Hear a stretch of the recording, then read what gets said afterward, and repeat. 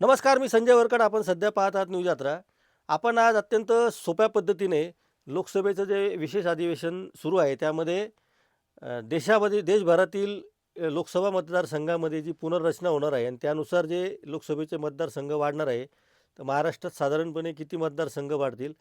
लोकसभेचे मतदारसंघ वाढल्यानंतर विधानसभेचे मतदारसंघ वाढणार आहेत का? 33% आरक्षणाचे जे बिल आज सरकारने सादर केलेलं आहे, ते नेमकं कधीपासून अंमलात येऊ शकतं आणि लोकसभेचे मतदारसंघही कोणत्या निवडणुकीपासून वाढतील? असे छोटे छोटे मुद्दे तर समजून घेणारच आहोत, परंतु नेमकं या बिलाच्या संदर्भामधील आक्षेप काय आहेत, तेही आपल्याला समजून घ्यायचं आहे. आपण सुरुवात करूया आधी एका विधेयकापासून. आपल्याला 2 विधेयकं समजून घ्यायची आहेत ते प्रामुख्याने. तसे 3 विधेयकं मांडले, पण आपण या व्हिडिओमध्ये 2 विधेयक समजून घेणार आहोत. एक जे लोकसभेचं पुनर्रचना करण्याचं विधेयक आहे, ज्याला हिंदीमध्ये परिसीमन असं म्हणतात आणि इंग्रजीमध्ये डिलिमिटेशन असं म्हणून आपल्या कानावर हे सगळे शब्द पडलेले असतील. मुळामध्ये आता सध्या लोकसभेच्या अधिवेशनामध्ये जे विधेयक लोकसभेच्या पुनर्रचनेसंदर्भात मांडलेलं आहे, त्या बाबतीमध्ये उलटसुलट चर्चा अशी सुरू आहे की 850 जागा लोकसभेच्या 500 आता सध्याच्या 543 आहे त्या वाढवून 850 करण्याचं हे विधेयक आहे. त्या बिलामध्ये 850 असा आकडा दिलेला आहे. मात्र गृहमंत्री आणि पंतप्रधानांनी जे स्पष्टीकरण केलेलं आहे, विशेषतः गृहमंत्र्यांनी जे स्पष्टीकरण केलेलं आहे, त्यामध्ये त्यांनी असं स्पष्ट सांगितलेलं आहे की आपण 50% जागा वाढवणार आहोत. म्हणजे एकूण जागांच्या 50%नी जर ही संख्या मोजली तर तो आकडा 816चा होतो. त्यामुळे लोकसभेचे 816 मतदारसंघ होतील असं आपण आत्ता गृहीत धरून चालू आहेत, कारण चर्चा त्याच अनुषंगाने चालू आहे. बिलामध्ये मात्र 850 जागांचा समावेश आहे. प्रत्येक राज्यामध्ये 50% जागा वाढणार आहेत. उदाहरणार्थ केरळमध्ये आता 20 खासदार निवडून येतात. तर केरळचे 20च्या 50% 10 होतात. म्हणजे 20चे 50% जे 10 आणि आधीचे 20 अशा आता 30 खासदार केरळमधून निवडून येतील हे विधेयक मंजूर झाल्यानंतर. हरियाणामध्ये 10 खासदार निवडून येतात, तर हरियाणाचे 10च्या 50% म्हणजे 5, तर ते आधीचे 10 आणि आत्ताचे 5 असे 15 खासदार निवडून येतील. महाराष्ट्राचं उदाहरण द्यायचं तर महाराष्ट्राचं आपल्याला सगळ्यांना त्याची उत्सुकता जास्त आहे. तर महाराष्ट्राच्या 48 जागा आहेत आणि त्याच्या 50% जर केल्या तर 24 जागा होतात. तर 48 आणि 24 म्हणजे 72 खासदार महाराष्ट्रातून निवडून येणार आहेत.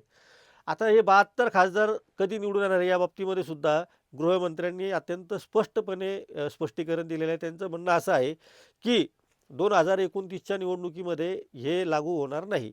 हे 2034च्या निवडणुकीपासून किंवा त्याच्या आधी जर निवडणूक झाली तर त्या बाबतीत काय निर्णय घ्यायचा तो अजून ठरलेला नाही. पण 2029 पर्यंत होणाऱ्या कोणत्याही निवडणुकीमध्ये या वाढलेल्या जागांवरती निवडणुका होणार नाहीत. आता मुद्दा असा येतो की जर अतिशय वेळ खूप आहे, एका बाजूला देशभरामध्ये जनगणना सुरू आहे. जनगणना ही जातीनिहाय होणार आहे. जातीनिहाय जनगणनेमध्ये आपण आता एका बाजूला महिलांना आरक्षण देतो, पण जातीनिहाय आरक्षणामध्ये अजूनही ओबीसी समाज हा राजकीय आरक्षणामधून, विशेषतः लोकसभेच्या, आपण स्थानिक स्वराज्य संस्थांच्या आरक्षणाची गोष्ट करतच नाही आत्ता, तर देश पातळीवरच्या आरक्षणापासून ओबीसी हा वंचित आहे. विरोधकांनी आक्षेप हाच घेतलेला आहे की तुम्ही डिलिमिटेशन करा, महिलांना आरक्षण देण्याचा जो निर्णय घेतला तो ऐतिहासिक आहे आणि त्याचं सगळं श्रेय नरेंद्र मोदी सरकारलाच द्यायला पाहिजे. अर्थात नरेंद्र मोदींचं म्हणणं असं आहे की तुम्ही जर क्रेडिटसाठी हे गोष्टी करणार असाल तर मी एक ब्लँक चेक तुमच्या नावाने देतो आणि तो तुम्ही क्रेडिट करून घ्या. याला काही अर्थ नसतो, कारण शेवटी विरोधकांनी मांडलेले मुद्देसुद्धा तितकेच महत्त्वाचे आहेत. एकतर 2023मध्ये जे महिला आरक्षणाचं विधेयक मंजूर झालं होतं, तर त्या विधेयकानुसार 2024ला सुद्धा तुम्हाला 33% आरक्षण महिलांना देता आलं असतं. हा विरोधकांचा मुद्दा अत्यंत योग्य ठरतो. आहे त्या जागांमध्ये तुम्हाला काय अडचण आहे 33% आरक्षण द्यायला? किंवा 2029मध्ये होणाऱ्या निवडणुकांमध्ये जर जागा वाढणार नसतील तर 543 जागांमध्ये 33% महिलांना आरक्षित जागा आपण का ठेवत नाही? हा विरोधकांचा मुद्दा खूप रास्त आहे आणि खासदार प्रियंका गांधींनी त्यावर नेमकं बोट ठेवलं की तुम्ही महिलांच्या आरक्षण विधेयकाचा आणि लोकसभा पुनर्रचनेचा एकत्रित विचार करू नका.